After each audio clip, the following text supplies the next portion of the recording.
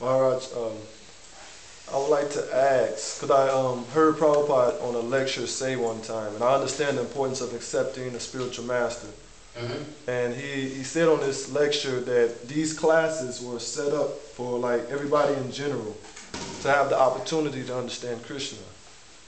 And that even if a person does not engage in the devotional service, that if he simply understands Krishna, that he will not have to take birth again. Now, I listened to this lecture over and over again to make sure that I heard him correctly. Yes. And I just want to make sure that I get the proper understanding and I'm not misinterpreting.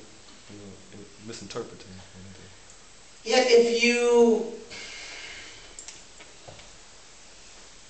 Prabhupada, when I took sannyas in 1972, at the age of 1,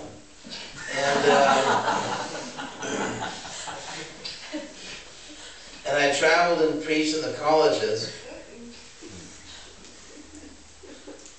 Prabhupada wrote me a very interesting letter. He said, do not present Krishna consciousness just as a bunch of rules and regulations, but rather as the most sublime philosophy. So Prabhupada, and you see it sometimes, we can just assault people with rules and regulations, like somebody comes and says, well, no, you can't do that, and you can't touch that with your left hand, don't do this, and don't do that, and it's like, it's just too much. So I think what Prabhupada meant in that lecture, because with Prabhupada you have to look at everything he's saying and try to understand how it all fits together. I think what he means there is that,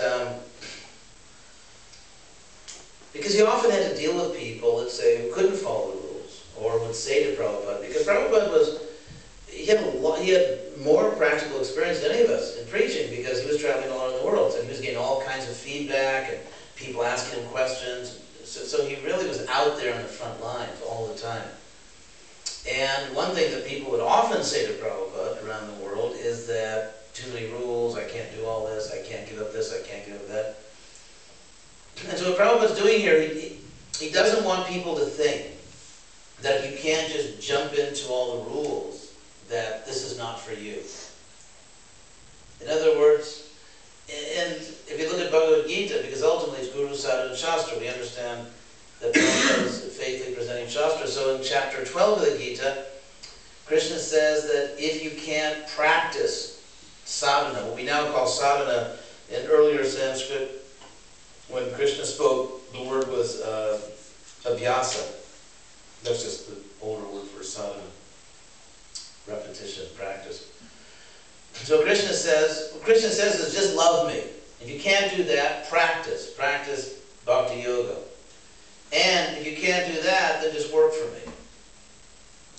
So Prabhupada threw a wide net. He was trying to bring everyone in.